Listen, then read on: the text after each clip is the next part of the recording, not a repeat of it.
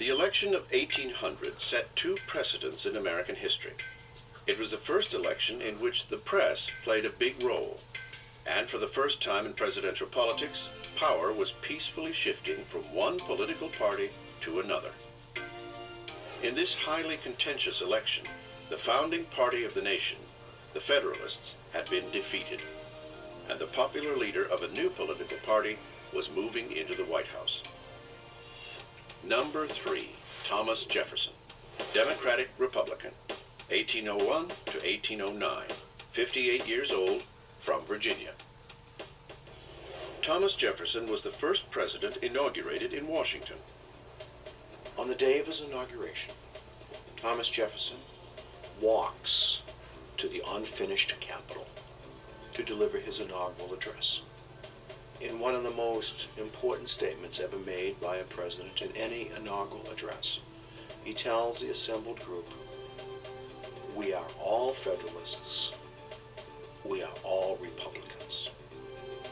But Jefferson did not intend to follow the Federalist model for the presidency. Jefferson believes that his election was virtually a second revolution. He thought the government was going down a very bad path under the Federalists. He thought he'd saved it. Jefferson believed the Federalists had put too much power in the central government. He vowed to reverse that. Well, it's the old adage, of course, a Jeffersonian adage, that government is best which governs least, except when you're elected to office. He was a remarkably casual man who sometimes greeted guests in his slippers. He was also eccentric and secretive. Such was the self-styled character of Thomas Jefferson. Jefferson viewed himself and presented himself as a man of the people. Somewhat ironic, again, because here is Mr. Jefferson, who lives in perhaps the most elegant home in all of America, Monticello. He's hardly a man of the people. But on the other hand, he has this ability to connect and to make this pretense, to make this image of this Democrat with a small d. To help spin this image, Jefferson adopted a casual tone for protocol and official behavior at the president's mansion. It was said that if you went to the White House, quite often Mr. Jefferson himself would open the door. Jefferson also ended the formal state dinners established by Washington and continued by Adams.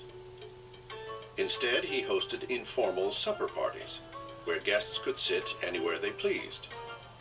Even at the same time that Jefferson is symbolically downgrading the office, he is using it very effectively, and he calls the tune. President Jefferson was a quiet but effective manager who preferred working in the privacy of his office than in the public eye. He does not give his annual messages to Congress as speeches in person. He doesn't do that. He sends them written messages instead. He did not like to give public addresses. He was not a good public speaker. He had a very, very soft voice, apparently. But he was definitely a brilliant and cunning politician. He is brilliant at using power in a way that people don't know that he's using it. This was especially true with the press. Jefferson handled the press very, very well. He understood the importance of the press. The press, however, didn't always give him a free pass. In 1802, a tabloid writer of the day reported Jefferson's alleged affair with Sally Hemings, one of his slaves. He's mentioned by name by James Callender, and that's the first time Sally Hemings' name appears in the newspaper. Freud would have a field day with this. Sally Hemings is the half-sister of Martha Wales Jefferson, who was Jefferson's wife. She is the daughter of Martha's father and a slave woman. Jefferson skillfully managed the scandal by doing nothing. Thomas Jefferson never responded to any allegations, any accusations of his relationship with Sally Hemings or with anyone else. Jefferson simply ignored it. Early spent control from a master politician. I mean, if more people could follow that prescription, people wouldn't get into the trouble that, they get into by talking too much. Jefferson never talked about anything that he didn't want to talk about. The defining moment of Jefferson's presidency was his expansion of executive power to make the Louisiana Purchase, the mega deal of the 19th century. It more than doubled the size of the United States for a mere $15 million. This is just a bargain. But he doesn't know whether it's constitutional for him to do this. In fact, he rather thinks it isn't. Had he been true to his principles, he never would have done it. Not only did he do it, but he used Alexander Hamilton's system of finance to fund it, a system he had publicly opposed for 15 years. In effect, Jefferson did a complete political 180. Because of this, the Federalists attacked him. They hammer him with this. The argument is, you are the one who's been worried about the federal government doing too much and taking on too much power. Well, here you've grabbed a third of the continent and you're proposing to rule it by military governors. Doesn't that look like big government to you? Ignoring his critics, Jefferson also authorized a secret exploration of the territory, the Lewis and Clark expedition. It would eventually be regarded as an epic American adventure. But when Jefferson sent a secret message to Congress requesting money for the mission, his enemies screamed that it was an unconstitutional military foray.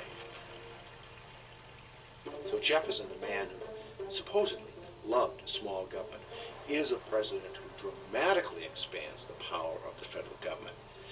That, of course, is a tradition in our presidency. In 1804, Thomas Jefferson was overwhelmingly re-elected. Yet he found little joy during his second term.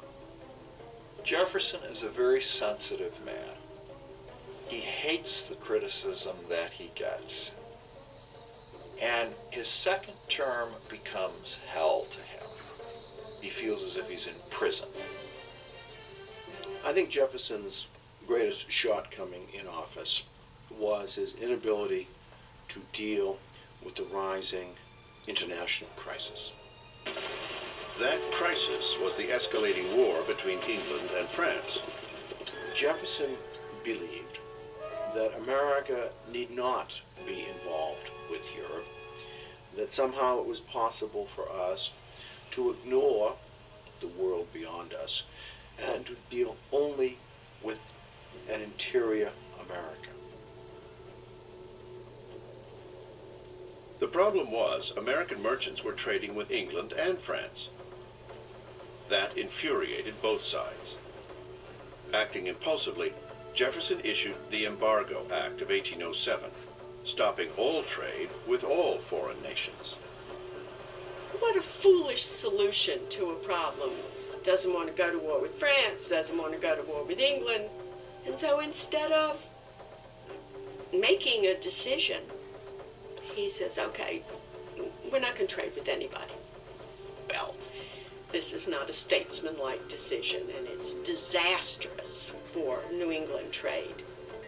The Embargo Act of 1807 was extremely controversial, and it really sank his second term. By 1808, Thomas Jefferson was tormented by migraine headaches. The presidency had aged him considerably. Jefferson came to hate the presidency so much that he left it off his gravestone. Yet his achievements remain unparalleled in American history. He took the oath of office intending to change the power of the presidency. And indeed, he did. Thomas Jefferson kept 2 bear cubs in the White House. They were given to him by Lewis and Clark and housed in cages on the South Lawn.